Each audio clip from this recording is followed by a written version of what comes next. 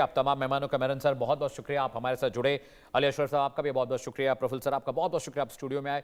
और इस वक्त बड़ी खबर आ रही है, कर्नाटक चलते हैं जहां पर अमित शाह एक बड़ी रैली कर रहे हैं। इस वक्त की बड़ी खबर आपको हम बता दें, गृह मंत्री अमित शाह एक बड़ी रैली कर रहे हैं। वो क्या कुछ कह रहे हैं, आइए सीधा आपको सुनाते हैं।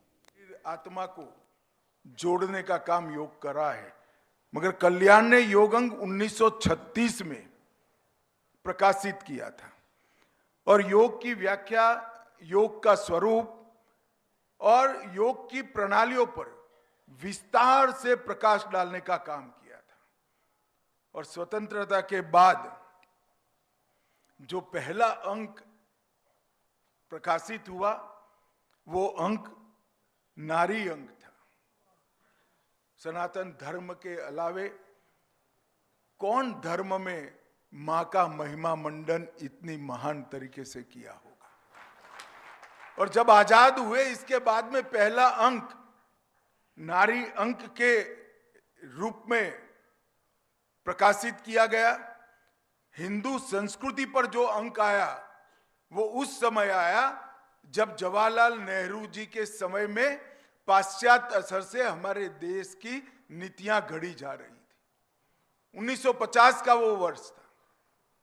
देश की शिक्षा नीति, देश की विदेश नीति, देश की रक्षा नीति, देश की व्यापार नीति जब पश्चिम के विचारों से प्रभावित होकर बन रही थी, उस वक्त कल्याण ने चुपचाप कुछ करे बगैर हिंदू संस्कृति अंक प्रकाशित किया।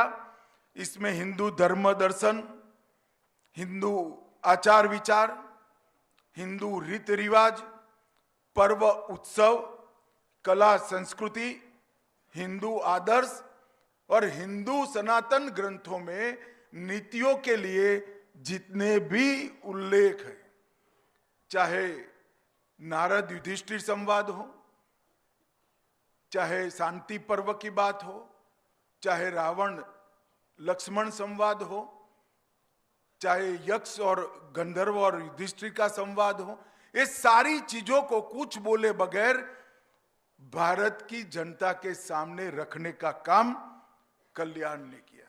मुझे मालूम नहीं है उस वक्त उन लोगों ने क्या सोचा। मेरा तो जन्म भी उसके 12 साल के बाद हुआ, परंतु निश्चित रूप से विचार होगा कि जब देश आजाद होकर अपनी नीतियां बना रहा है, वो नीतियों का मूल हमारा मूल विचार होना चाहिए, नहीं कि पाश्चात्य विचार होना चाहिए।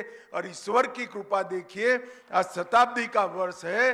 ये जो यू टर्न लगाना था, वो यू टर्न लगाने का काम तीव्र गति से नरेंद्र मोदी जी के नेतृत्व में आज चल रहा है। वेद कथा अंक, आरोग्य अंक, बोध कथा अंक जो शिक्षा के लिए बहुत महत्वपूर्ण है, ये सारी चीजों को गागर में सागर की तरह समाहित कर कल्याण ने करोड़ों लोगों को पहुंचाया। वैसे तो गीता प्रेस और कल्याण में कई लोगों का योगदान है, वरना 100 साल तक कोई संस्था भी नहीं चलती, 100 साल तक इस प्रकार का सात्विक पत्रिका भी नहीं चलता है। अनेक परिवारों ने, अनेक लोगों ने कुछ भी बोले बगैर, यश की अपेक्षा के बगैर जब समर्थन किया हो, तभी ऐसी संस्थाएं चल सकती है। मगर मैं व्यक्तिगत रूप से भाई जी हनुमान प्रसाद पोद्दार का व्यक्तिगत रूप से बहुत बड़ा प्रशंसक हूं। इन्होंने सब कुछ छोड़कर अपना पूरा जीवन गीता प्रेस को समर्पित किया।